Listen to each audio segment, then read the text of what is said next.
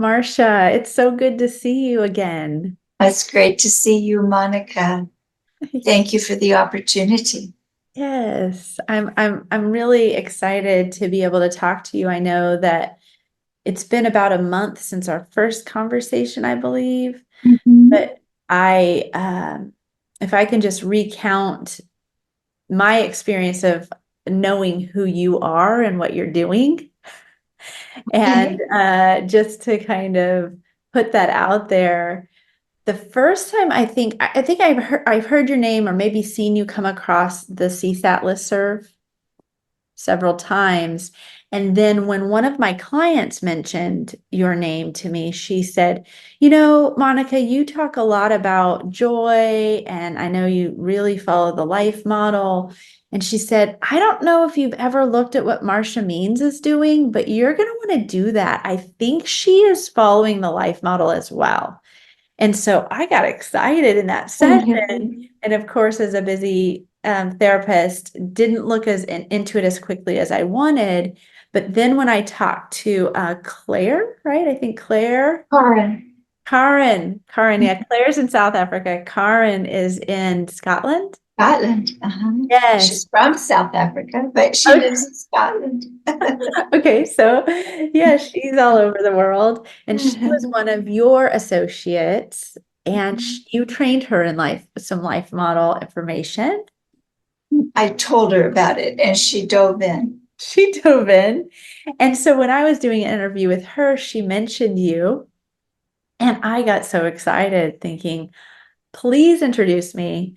And then I started hounding you on LinkedIn and email, like, Marsha, I want to talk to you. And we finally got connected, and it has been so wonderful to be able to connect. I really appreciate the time. It's been a blessing to meet someone who loves the life model. Yes. So can you kind of tell us a bit about your history? Like, how did you come into the life model, but kind of incorporating into that who you are and what your calling is in this world, what you're doing? That would be wonderful. Okay, I will. Well, I sort of came into this world um, not of my own choosing, because my husband and I were involved in a ministry helping with sex addiction in Seattle when his own addiction kind of blew our world apart. And I, there was an end to our marriage and we moved on. And I moved to San Diego just to be in sunshine and um, to get out of Seattle, where our story was more known. And I rented a little apartment and had boxes and boxes that I had taken with me. And as I unpacked my books, I came across this little green book that I had never seen before. I've absolutely no idea how it had gotten there. Living from the Heart Jesus Gave You. Yes. That was my introduction to this world. I emailed Jim and asked if I could talk to him. And he was generous enough, that was 2008, with his time, that he actually did a phone call with me. But what I personally got out of that whole, what I had so far was Living from the Heart Jesus Gave You. That was all that there was, I think, at that time, that little book.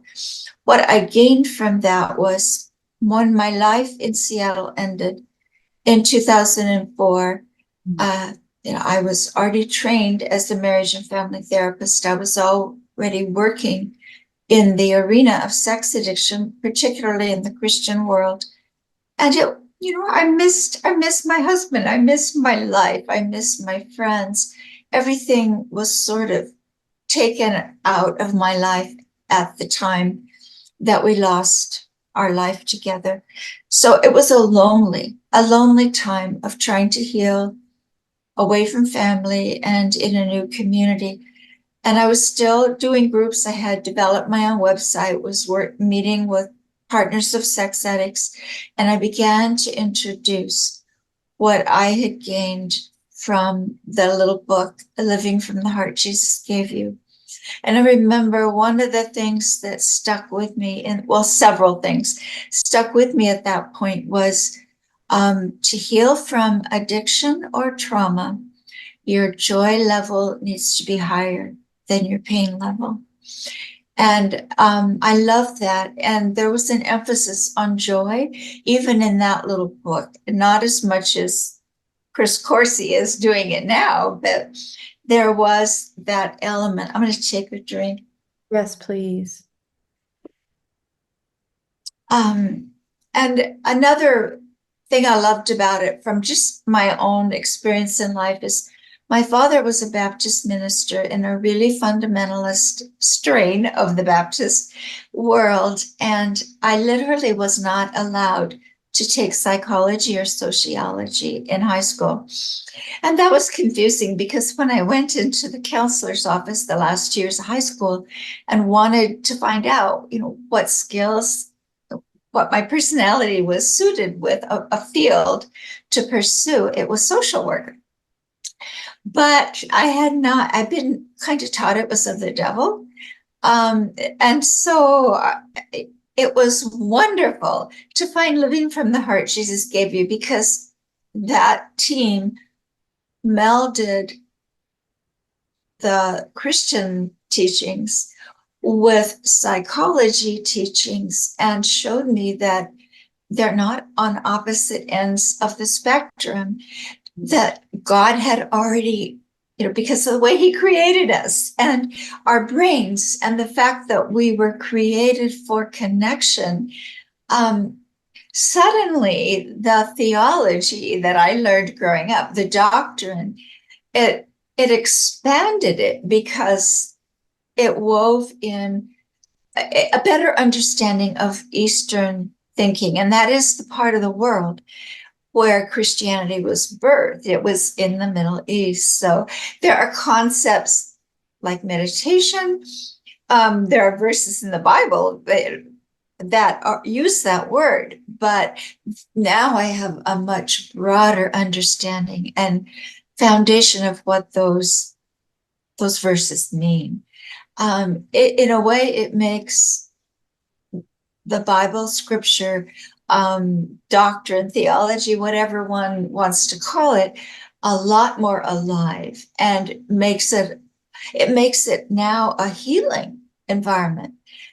And I remember when my husband and I started that organization in Seattle in 1999, we thought we could go in the front door of the church and share how we were excited about recovery and how we could heal. But over the years, we've learned that we had to go in the back door. We sort of had to sneak in our clients' lives when they turn to us for help. But I love the work that all the tentacles of the life model incorporate, because it can go into the church. It's acceptable. And another element of the little green book that I incorporate, well, I was already doing groups. I already knew from recovery work, from the 12 steps, that you heal best in groups. You can't heal alone. Recovery is a team sport. But suddenly, reading Living from the Heart Jesus Gave You, and I don't have my copy with me, I'm away from my own home, but I remember reading that Jim and his team of counselors wondered why not everyone was healing. All their clients weren't healing, and they wanted to quantify what it was that helped.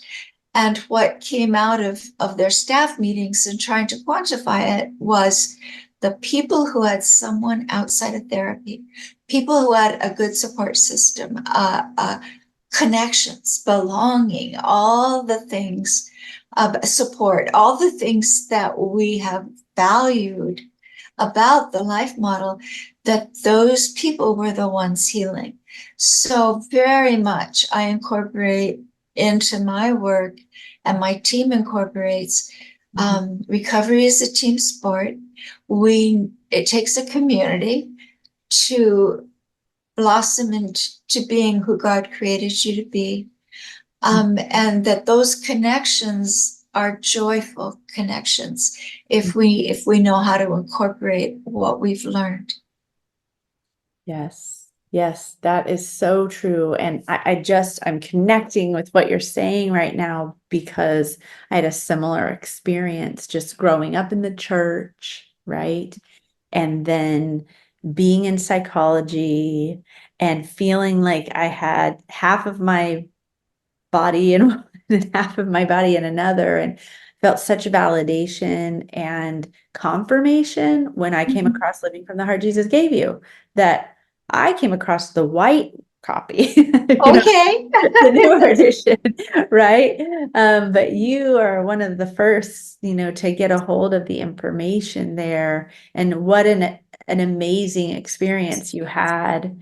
And I think you've really incorporated it. And I think that's why I'm excited to talk with you today and have other therapists hear your story, because we can see how God has used it, not only in your life personally, but then how you've implemented it professionally. Right. Yeah, it's Right. really, really good to hear the story, Marsha. And I think one of the things I want to highlight from what you just spoke about, you might even be repeating something you've already said, but I wanted to just pinpoint and ask you to pinpoint, at what point did you realize that there was something special about Life Model, like as you came across? Halfway through Living from the Heart Jesus Gave You. And I immediately began incorporating the power of joy and how to find joy, how to create joy. And it's very much a part of how I live, how I do my work. I mean, literally do not book clients back to back because I need at least 15 minutes to refill my joy cup. Yes. Working with a traumatized population is very draining. And if for self-care, I have to keep my own joy cup full, or I don't have anything to give out of. So good. It's so good. It's such a good model for us as therapists to see you doing that, because I think something Dr. Wilder says is that as therapists, we have a tendency to kind of become people who hide what's going on inside of us and become more of a pseudo self to clients because we're drawing from an empty cup, right? Wow. I'd never thought of it that way, but I remember in my education learning the power of incorporating yourself at certain times in your work. But I guess Living from the Heart Jesus Gave You was like an added permission. So I show up very vulnerably. My clients know my life, and those are the lessons that I can pass on. The things I've learned through the School of Hard Knocks. Exactly. Well, I remember I graduated with my graduate degree in 2006. And so I remember being in grad school and just having this fear of, disclosing too much to clients. And then the first Yes. year, and I think that's one of the things that was so powerful for me in the first page or paragraph in Living from the Heart Jesus Gave You, where Wilder and colleagues say, listen, we can't appear to be people who have it all together and actually transfer growth. Oh. And it's interesting to me that now, with all this right brain psychotherapy stuff Yes. coming out, it's like Yes. we're coming into that understanding from the scientific realm. Yes. Yeah. The neuroscience is just amazing. And I remember one of my colleagues rejected the life model because the term neurotheology concerned her. But that's the beauty of it in my mind, because we are in human bodies. We have brains, and there's a whole lot of neuro stuff going on in every cell of our body. And suddenly we have, even if we're believers, we can incorporate both sides of life the neural part, the psychology part, the relational part, along with what knowing God also brings into our lives. Oh, yeah. It's just, I just, I thank God every day that I've gotten connected to this model because it's just shifted my feeling of purpose in the world. That this is so powerful to be able to come across something that like this in our lifetime that can help us understand the word of God at the next level. And some of the scriptures, when I read the scripture, I'm like, this is what unity means. This is what maturity means. You know? Yes, yes, So yes. exciting. So I think, important for us to just comment in this setting that we're in, what is the CSAT work or the betrayal trauma work, because not everybody who's going to be listening in is going to understand that. And I became CSAT in 2018, but you've been CSAT for quite some time. So if you just want to speak to that a Okay. little bit as And well. Monica, I actually haven't taken the CSAT training. I just entered this arena in 1990 in my own marriage, and to be honest, with all the understanding I have about sex addiction and the brain, I really think I was introduced to that whole world at the age of 4. So I had already done my work and already been to a treatment center. I'd already had 2 years of therapy and resolved all the inner child work, but being sexually molested repeatedly at a young age, now that I understand sex addiction and the brain, I recognize that even as a child, I was trapped in a pattern of repetition that can only be called addiction. And it really grew out of control in my teen years. So that I had already done that work, but recognizing that it's okay to show up as your authentic self, and that the way that God has redeemed my story is now I work mostly with sober sex addicts, trying to create community in the groups I do with them, men who are sober but now are desperately trying to learn, as you said, those right brain skills, the soft skills that women need in their husband. But I never did get a CSAT because I entered the world before that was the arena, long before that was ever a thing. Yes. So I haven't bothered because God has kept me busy. And yet you are a household name for those of us who are trained through It's ICAP, right? Through fascinating. International Institute of Trauma and Addiction Professionals. There is your work has become known by us and our clients, which is wonderful. Now you do have a couple of books out as well as a lot of workbooks that are available Yes. for this treatment population, Yes. correct? Yes. Yes. And so what are the names of your books? Gosh, living from the heart. No. I don't even have the names in front of me. Oh, no problem, no problem. Yes, Yeah, but so you're gonna have to edit here. yes, Um, Let me just stop and think because I've got several. What was the one in 2009 that put my name out there? yes.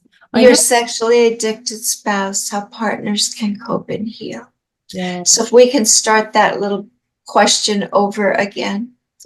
Yep. Let's do that, and then we'll do some editing right here at this minute 35. So, Marsha, tell us a bit more about the publications that you have authored. Okay. The first one was a workbook, and I had written it before I ran into the life model, or the Living from the Heart Jesus Gave You, but I edited it after I read Living from the Heart Jesus Gave You. And it was a workbook for women who discovered they were married to sex addicts.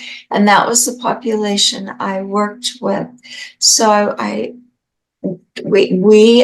not doing that anymore, but my team is taking those women in small groups because we need support. We need, even after our group ends, we need connection. So I wove it into that book. And then in 2009, I wrote Your Sexually Addicted Spouse, How Partners Can Cope and Heal. And that 2009, I haven't reread that book lately, so I don't even remember if any of the life model, it was co-authored. So it wasn't just me. Dr. Barb Steffens was my co-author. So it was jointly crafted. And then I wrote one with Dr. Milton Magnus, and I've recently written a workbook for sex addicts who are sober and they want to learn how to do empathy. And I weave the life model into that. Recently, one of those groups came to an end, and one of the men in the group had already started delving into the life model. I don't remember which slice of it he really grasped onto, but he had already enrolled in a group with some clinician in the sphere of the life model, and was planning to just jump from my group into that group. And I just love it when that happens. When someone sees the value as much as I do.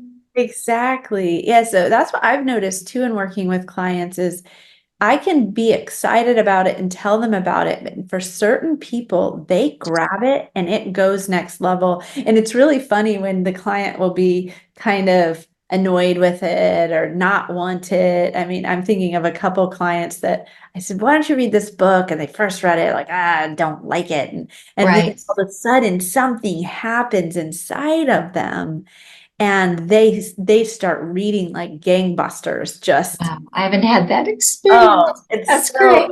exciting. Yes, because it becomes something that they are then able to incorporate the concepts into their life and become more joyful and more Yes. peaceful Yeah. themselves. Peaceful. I really love that. Another thing that jumped out at me in the early work that I came across is um, what authenticity really is. And a story that I've heard Jim tell, or maybe I read it in his book. I think I've probably heard it at one of the trainings. I don't remember the details, so it's not going to be perfectly told. But I remember there was, I think, a single mom with kids, and it was Christmas time, and she didn't have sufficient funds to do Christmas. And he donated, but he did it in a back doorway so that he didn't want to look like he was, a giving. He wanted to do it more subtly. But he recounted that from that he learned the power. Can't remember the terms they use. You might remember, but showing up as your authentic self. And that has really, really stuck with me. And it's enabled me to even embrace the parts of me that I aren't as well honed as I wish they were. I'm going to go to heaven with ragged edges, a worn out teddy bear with an eye missing. Some parts are going to be messy until I get to heaven. But something about the life model has helped me understand it's okay to not be perfect. All you have to do is use it's really the garbage of your own life, your own experiences, heal, and then help other people grab onto it. Yes, it's like that wounded healer kind of concept, right? Yes, That yes. we are our strength is in our weakness. Our strength, and that's very biblical as well. For sure. For sure, exactly. Like being tender to our own weakness and living out of our true identity. I hear all of Yes, those concepts, definitely biblical and definitely accentuated with life model. yes.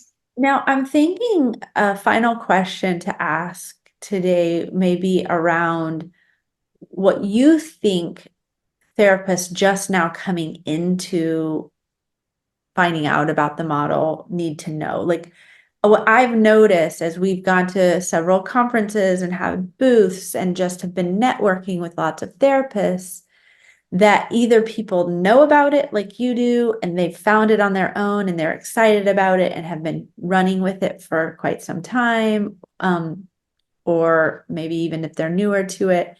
And then there's others who have kind of dabbled in it a little bit, but maybe haven't found the profound nature of it, haven't like sunk in. And then some that they don't know anything about it. It's brand new, and maybe they don't have time, to Mhm, learn something mhm. new because we're so busy as therapists. What would you tell a therapist who's just maybe dabbled a little bit or who's brand new to learning about the life model? How would you communicate with them that this is something worth paying attention to? I think the only resource I have to draw on how I would answer that is the power it's had in my own life and in my team's life, um, and in some of our clients' lives. Not everyone latches onto it, but it gives a much greater understanding of what authenticity is, and even for our clients, what our goal is for them in their healing. Uh, it helps people understand that we cannot do this alone. And I think in America or the Western culture in general, but really in the United States, we're so focused on the individual. And, the power of our maturity is found in our individuation, is a term I was taught in my master's program. But in reality, um, that's not how God created us. He created us for community.